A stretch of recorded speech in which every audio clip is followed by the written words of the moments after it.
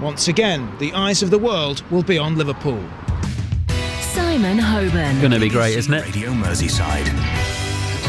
Looking forward to that. Plenty. That was Phil Cooper. And now we're going to talk about education, because school's out for the summer, or at least schools as we know them should be. That's the mantra of an organisation called STEAMco, which have ideas about our education system based on the thinking of the Liverpool-born educationalist Sir Ken Robinson. He believes schools are just factories where children are hot-housed to pass exams, stifling their creativity and curiosity and turning them into times-table repeating automatons. Well, that's the thinking, and STEAMco are here over the weekend to give a series of talks all about it. I got a word with Nick Causton, who's from STEAMco. He explained a bit more about the Ken Robinson philosophy. Really, Ken Robinson, I saw a TED talk that Ken Robinson did 4 years ago. I'd just been made redundant, saw his TED talk, and it's about how schools can teach creativity out of children. And I realised that there was a risk of that for a lot of other children, and I thought, what can I do about it? And that's where STEAMco came along, really. How do you think schools do that? Schools, there's an interesting comment by a chap called Seth Godin in America, and he says we have schools that are totally fit for purpose. It's just that the purpose has changed.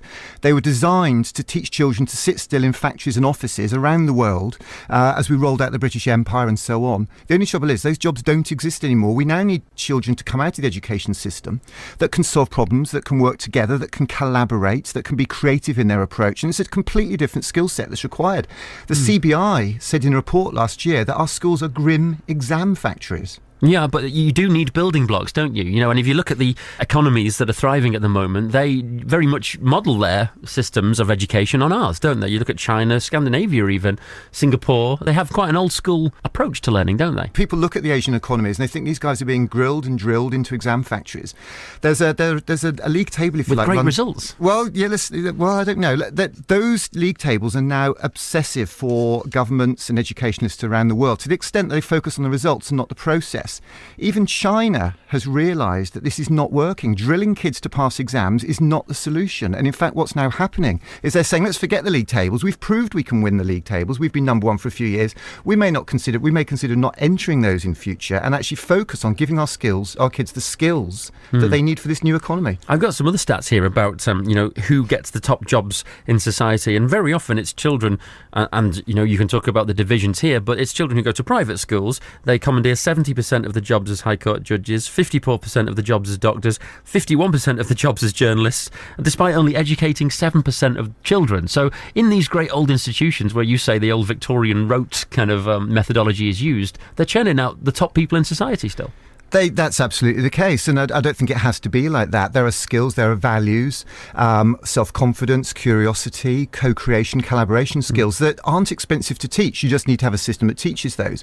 You're very, very lucky in this city to have a couple of schools, or a number of schools, within the Northern Schools Trust, run by a chap called Nigel Ward. Yeah. And basically he's got two schools in a sugar warehouse down in the docks in the Baltic Street area, the Life Sciences UTC and the Studio School.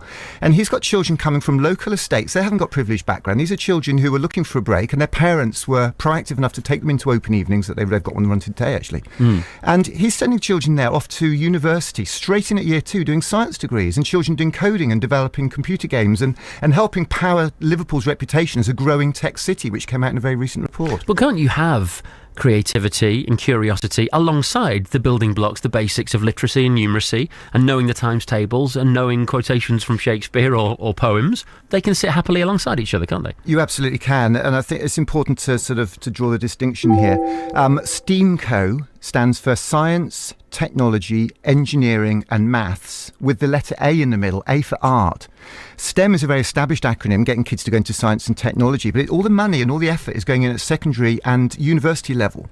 I was at a conference with Boris Johnson, who you might have heard of. He sort of runs things down south. And Professor Winston, banged his fist on the table and said, we've got to get them in primary. The only trouble is, it's all very well to say that. The only trouble is that primary teachers, they're flat out teaching kids to read, write and do maths, as you say. They haven't got time to learn coding. They haven't got time to be creative and those sort of things. And schools like St Saviour's do a brilliant job of bringing talent in and bits and pieces. Right. But what we do is... So you've got to be careful not to blame the teachers here, absolutely, surely. Not blaming teachers. And if you think I have, edit that out. Yeah, I guess it's the system you're saying should change. There are two things that need to happen. Professor GuyClaxton, who's speaking at our event this weekend, has just published a book called Educating Ruby. And that proposes a very simple framework called Building Learning Power, which parents and teachers can work together to deliver to children. So they're more curious, they're more creative, and they develop these skills and get get away from this learning for the exam. Do you not think exams are important at all? Exams are important, but do you know what? There are children going into universities and coming out with triple A's or whatever they get and first-class degrees. They're unemployable. I know of a head teacher in a very successful private school in London who left his job last year or so ago because he was bored teaching the helicopter parented and hothouse children who he's being sent. Now, which employers are going to hire these people? GuyClaxton was telling me recently that Google... if Google asks you the question at an interview, what is your IQ? Do you know what the correct answer is? Well, I don't know what my IQ is, so I would be looking for a number, but I don't know if there is one. Well, that's interesting. So you're middle ground. If you knew your IQ, they'd show you the door then and then. Because if you're kind of anally retentive enough, if you like, for want of a better phrase, to know your IQ, to bother to find it out, they don't want to hire you. If you say, I'm far too busy knowing what my IQ is. Google are a hip kind of organisation in California. They're modern. They represent. They're the employer of the future. Yeah, but they're not scientists. They're not engineers. They're not mathematicians. Google aren't engineers. They're not scientists. Google's Science Lab. Have you not seen the Science Lab? No. Google are sponsoring us this weekend, helping us this weekend.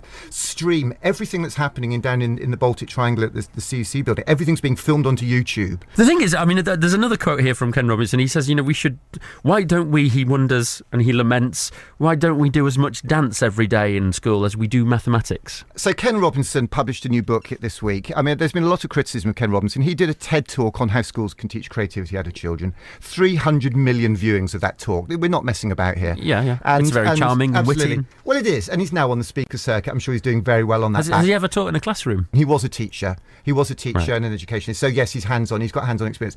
But he had a lot of criticism. Hey, you did the talk. How do we walk the talk? And he said, well, for goodness sake, give me a chance. It was only an 18-minute talk. So he's just published a new book called Creative Schools. And can I just read a sentence from this? Because it opens and it says, 1 minute to midnight. Are you concerned about education? I am. One of my deepest concerns is that while education systems around the world are being reformed, many of these reforms are being driven by political and commercial interests that misunderstand how real people learn and how great schools actually work. It's important to understand what these reforms are about. If you agree they're going in the wrong direction, I hope you'll become part of the movement to a more holistic approach that nurtures the diverse talents of all our children. I don't need to read any more of that book. That's saying what I want to hear and what I believe parents need. I mean, there is this idea that he espouses that all children have innate creativity, but there is a lot of research recently, isn't there, to say that it's actually not innate. Talent isn't innate. It can be achieved through practice. I don't know if you know this 10,000 hours theory, whereby you can become a professional golfer if you're able to put in 10,000 hours of practice. Same with the piano. I did a music degree. If I put in more practice, I could have been a better pianist. I could have been a concert pianist. So it's not necessarily, we're not all these latent geniuses waiting to burst out. There are different levels of ability, and it's the product of how much practice we do at them. You're absolutely right. I mean, this whole concept of creativity, creative inspiration moments, flash in a pan, sitting on a hill and a rainbow appears and suddenly you've cracked gravity. I mean, it doesn't happen like that. It's about one thing. It's hard graft. And you know about that enough about that here in Liverpool. It's about graft. It's about putting the hours in. And, but we've got to give children and people these opportunities and give them these breaks. We have a system that's obsessed by the exam, obsessed with tests and getting statistics and getting results. There are schools doing an incredibly good job of giving children a break. In many cases, that break is just giving them the papers they need to go to the next level. But those children may have a thoroughly miserable time along the way. And it shouldn't be like that anymore. Drive Time. SImon Hoban. BBC Radio Merseyside. Well, if that all sounds refreshing to you, maybe you're involved in education in some way, they've got some tickets still available for the event on Friday and Saturday. If you visit the website steamco, steamco.org.uk, steamco, all one word, .org.uk, you can get hold of them there.